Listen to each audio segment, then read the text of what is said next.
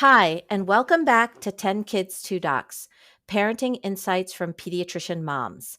I'm Dr. Sylvia Bank. And I'm Dr. Vivian Carlin. Welcome back. Today, we're going to be talking about social media. We're going to specifically focus on the pitfalls or dangers of social media so that as you're making decisions in your parenting, you're very well aware of what you need to be on high alert for and how to mitigate that in your home. Let's jump in. Welcome to the 10 Kids, 2 Docs podcast. Seasoned pediatricians and longtime friends, Sylvia Bank and Vivian Carlin have counseled thousands of parents and are raising 4 and 6 kids, respectively. Join these doctor moms as they incorporate fun and their combined wisdom and experience to share parenting insights for anyone looking for practical and trustworthy guidance. Please note that this podcast is not intended to be a substitute for professional medical advice, diagnosis, or treatment from your doctor. Okay, so Sylvia, to start this episode off, as we're talking about social media, one of the things I think when parents are deciding about their own social media plan for their children, for their household, is you need to be really aware of the pitfalls of social media so that can influence your decision making and then how you are speaking to your children about social media as they start to become users of it. Right. I think this episode is going to be really useful to the parent who is just beginning to think about what I should do for social media for my children, right? Yeah. So my first question to you is, have you watched The Social Dilemma Yes, on Netflix? I have. Okay, so The Social Dilemma is a documentary on Netflix that was put together where they interviewed a bunch of developers at all of these companies, Google, Instagram, what was at the time Twitter, all of that, who are sounding the alarm about the algorithms that have been written for these technologies to increase user engagement. Right. And I want to make a really quick side note here. I feel 100% confident every parent should understand the principles behind the algorithms that are causing us and our children to be addicted to social media. So Right. no matter what you believe politically, there's so much value in this documentary to understand. And the whole Right. point of that is that these, very smart engineers wrote these algorithms to increase what's called user engagement. And the Right. idea is that it's in their best interest to increase user engagement so that ads are getting more view time, right? And they also feed you things based on things that you've watched. So it's not just a random setting. It is an algorithm, like you said, where they've looked at what you've already consumed and give you more of what you have already consumed because obviously you've been attracted to that in the past. You will be attracted to it in the future, is their thought. Yes, yes. And it's all, again, about the principle of increasing your time that you're on the platform. So the algorithm obviously doesn't have any moral conscience about what it's Right. doing. It's purely just picking out, oh, you actually spent 10 seconds reading this story. I'm going to give you more like that. So Mhm. I know for me personally, as an Instagram user, that over the course of a couple weeks, my reels will always devolve into. And it is always stories of tragic childhood death. I mean, I laugh about it, but this is part of the reason I went into pediatric ER, right? Like I see those things come up on my feed and I feel compelled. I need to read the story. This is somebody's child, right? This is very Right. compelling to me. Right. But it's also very revealing to me because I don't Yeah. even have to click on it. It's really about how much time I spent interacting with that post as compared to others, and the Mhm. algorithm feeding me more so that I'm going to get more hooked on.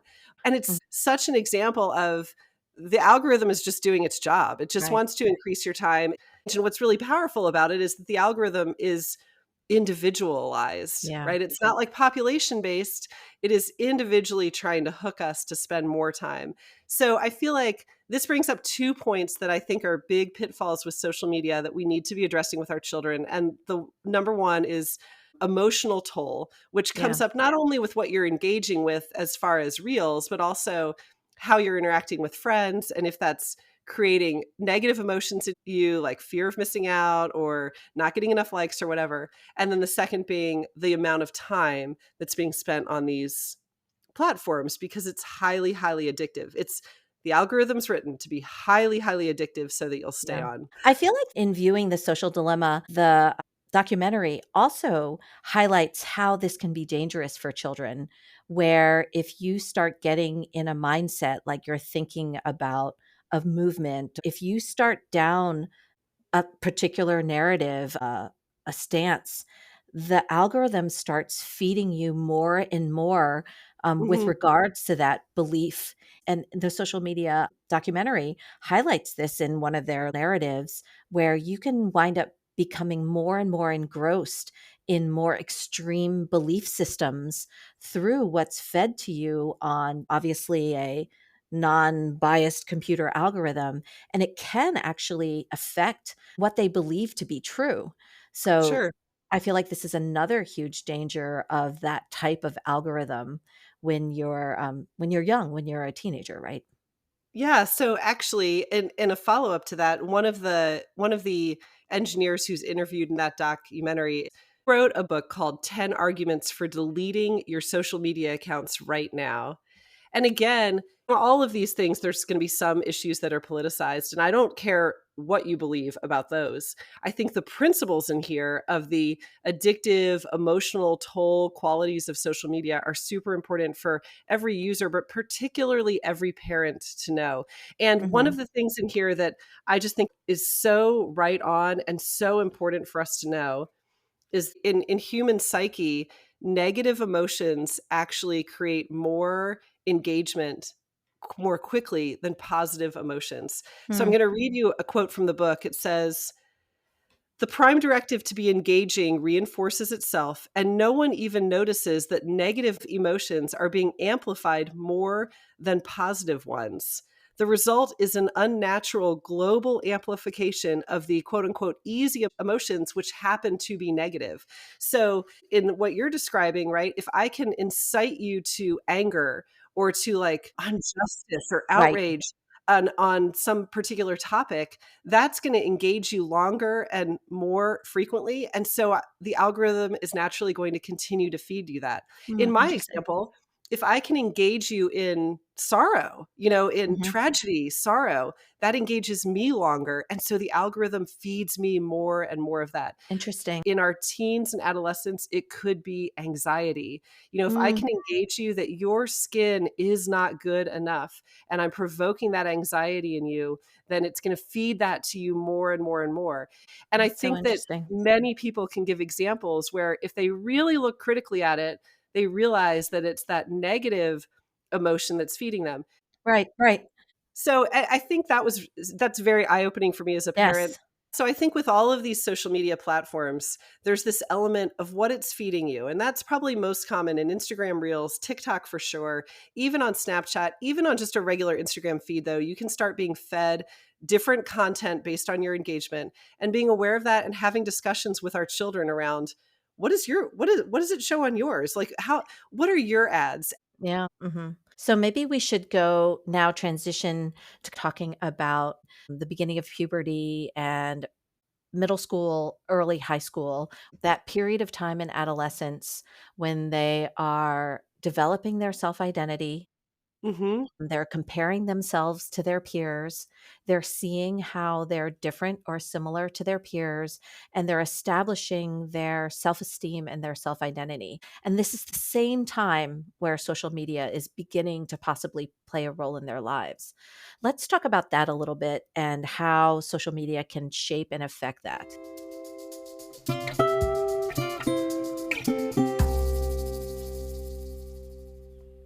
Yeah, these resources that I mentioned in the beginning talk about how developers initially thought that adding the like button to a Facebook or an Instagram post was spreading positivity. That this is Mhm. actually a way to generate like community and positivity. And I think there is certainly a part of that. But again, going back to this idea of negative emotions causing more engagement, probably what has happened more is that it generates this anxiety over, did somebody like this post? How many Mhm. people liked this post? If you can put yourself in the place of an adolescent, why are less people liking this post than my previous post? Was my picture good enough? Was the lighting good enough? As well as the FOMO, we all talk about that. Like, oh, it just fed me pictures of a group at a party, but I wasn't invited. So now I Mhm. need to get back on to see what else I'm missing. That it's actually those negative emotions that might be fueling our kids' time or even our own time on these platforms more than we realize. Mhm. Yeah, I mean, it really kind of gives you direct feedback, like almost moment to moment feedback of, did my hair look good? Did my skin look good? Was it a flattering position? Who am I with? Who are they with? Like, it gives them the ability to constantly compare themselves and reevaluate themselves in the opinion and the social context of others, where without restrictions, they can pretty much do this 24/7 now, right? Yeah, yeah, Instead of being isolated to the school day or totally. isolated to the dance or whatever, it now Yes. becomes a a way to constantly be considering these things. Yes, I think this is a huge pitfall of this. I tell parents, and I think about it with my own kids, when we were growing up, the bully at school or the popular crowd that you wished you were a part of that you weren't, or whatever it is, they were only present in front of you during the school day. And then you went home, and for the majority, that went away. They were Right. left at school. The bully is behind you, they're at school. Well, now they never leave. Yeah. They're present all of the time through your phone, through social media. So I do feel like this is a huge problem. There is no break from that. And while that can also occur just with any cell phone use, with any texting, it's much more easy for it to occur on social media. It can be a little Mhm. bit more disguised, Yeah. not specifically directed to somebody, but they're gonna see it, so you Yeah. have this goal of arising some kind of reaction from them, and I think that's a really good point, a big one that we need to be on guard with how our kids are interacting with social media. I also feel like, and I've seen this with some of my children's peers, where it winds up being almost like an obsession where someone who isn't even friends with someone in real life, like you never talk to them, you don't really interact with them. Maybe you're in a class at school with them, but with the accessibility of social media, you can then find out so much about them and begin to look at their lives and scrutinize their lives compared to yours in a way that just didn't exist before. So it almost discourages real interaction to kind of try to get to know someone where you just kind of research everything about them.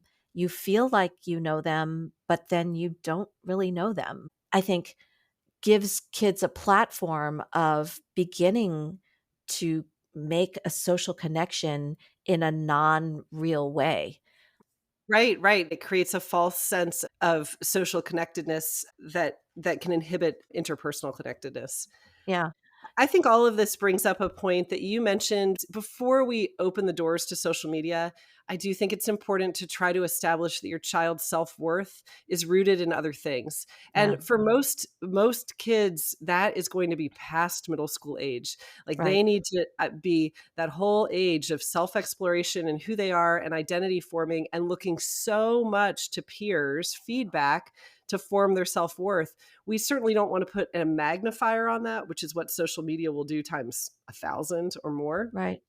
We want to be drawing them back to who they are as a person in their home, the qualities they have that is unrelated to the feedback they're getting from, school age peers. Mhm. And one of the best ways when it came to teen mental health is encouraging them to have more than one friend group, like branching out will often help children when it comes to these self-evaluation points where they're having a bad interaction with someone in one group, while things might be going better in another group. This is a self-protective way that children have gone through these difficult periods of time in adolescence. And when everything is placed in one 24/7 dominant group, it's like they can't escape sometimes that those ups and downs of negativity, and I feel like that's one of the other pitfalls of the large social media platform. I have a couple of resources to reference on this. One is from Oprah Winfrey. And Oprah says, over the years, I've interviewed thousands of people, most of them women. And I would say that the root of every dysfunction I've ever encountered, every problem, has been some sense of a lacking of self value or self worth. So Mhm. I mean, we all hold Oprah in such high esteem, but to hear her say that, it just makes the point of when kids are at these times of creating their own self-worth, that's a really good argument for delaying social media, or if you're using it, being very careful in monitoring what kind of feedback they're getting on their social media. I'll point you to another resource, and that's Jonathan Haidt and one of his recent books entitled The Anxious Generation: How the Great Rewiring of Childhood is Causing an Epidemic of Mental Illness. And with regards to what we're talking about here, when he reviews the data of social media use and how it's increasing anxiety and depression, and how social media in particular is affecting girls more than boys, he gives 4 reasons why girls are more affected. And all of these reasons could apply to any user. But I think it's particularly important to think about with our teenage girls and when we're letting them use social media. And his 4 reasons are: girls are more affected by visual social comparison and perfectionism, as evidenced by the plethora of skincare products that are on the market for teenage girls that they're getting fed through social media. Girls' aggression towards each other is more relational. So Mm, they're more apt to get back, so to speak, at each other or bully each other through relation, which they can do on social media. It's not physical. They don't have to be in person. It's more relational. Girls more easily share emotions and disorders. So they can be more apt to share things that might be inappropriate on social media.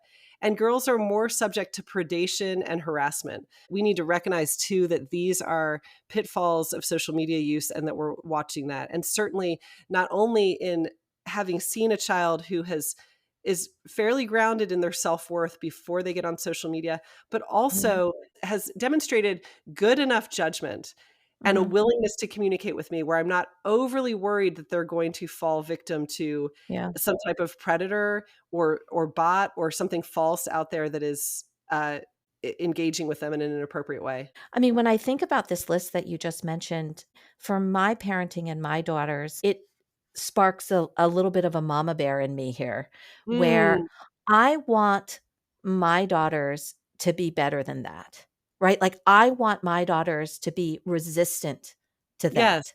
I yes, want my daughters to be aware that these are the pitfalls, see it when it's around them, obviously not be the ones to do these actions, and to be above that. And I would inspire more conversation. It's not the exposure that I'm scared of. They're going to be exposed to these influences, whether or not I try to protect them or not, whether or not yeah, I restrict social media or not. These influences are going to happen to my daughters. And what I want as a parent is open communication with them. I want them to share their experiences and stories. And I want to be the one to tell them how they should feel about that, not someone out there undermining their self esteem, trying to establish how you should feel when someone is scrutinizing your weight or your hair or your skin. I want yes, to be the yes. one that gives you the power of being resistant to that. And, this is why I subscribe to a more let's expose, but let's be involved. This is the whole monitoring part that you're talking about. I want to hear what you're seeing. I want to hear the stories of how you've seen girls bully each other at school or on social Yes, media. right. And let's talk about that. Let's talk about why it's wrong. Let's talk about why societal structure makes it wrong. And let's talk about how we can be resistant to that. Yeah. So those are just my immediate thoughts on how to counteract some of these real life influences that happen to our children on social media. Yeah, interestingly, a number of these sources that I've pointed out, a number of these authors who write about this, they have all kind of come around to say that if they had to pick an age to start social media, they would say 16. Yeah. So, which is interesting because it's also what we're starting to see as people are proposing legislation around this, and as the AAP is putting more information out on this. Sure. The AAP puts out these things called the Mental Health Minute series, and they're Hmm. really geared towards pediatricians, and I'm going to put this in the show notes because they have a mental health minute about social media and adolescent mental health. And Okay. to summarize what they say in this mental health minute, they say approximately 92% of United States teens are active on social media. That is almost every teenager that we Yes, see in the yes. office, right? According to this, US children start using social media at age 11, which is kind of that age where we're encouraging parents to start Yes. making some active decision making for their parenting and their kids. Yeah. And they say the average US teenage girl spends over 2 hours every day on social media. And then they say, while social media has the potential to enhance social connection among youth, multiple studies have shown an association between social media use and adolescent depression and anxiety. One of the things I think that is the most striking piece of world news that I've seen with regards to social media is that November 2024, Australia was on high alert about this danger of social media for adolescent mental health. And the Australian government passed a new law called the Online Safety Amendment, the Social Media Minimum Age Bill. And this law introduced a mandatory minimum age of 16 for accounts on certain social media platforms. And for me, as a mom and a pediatrician, this piece of news was very, very compelling. I want to give my high level advice for when you do choose to allow your child to have social media. And the things I would say are first, use that as a chance to have either a verbal or written contract between the two Yeah, of you. This is the freedom that you're getting. These are the expectations. This is what we expect from you in return. If those expectations are not met, then we, while you're still a child in our home, have the power to restrict that freedom. I right. think the second thing is how you monitor social media. It's much easier to monitor time than content.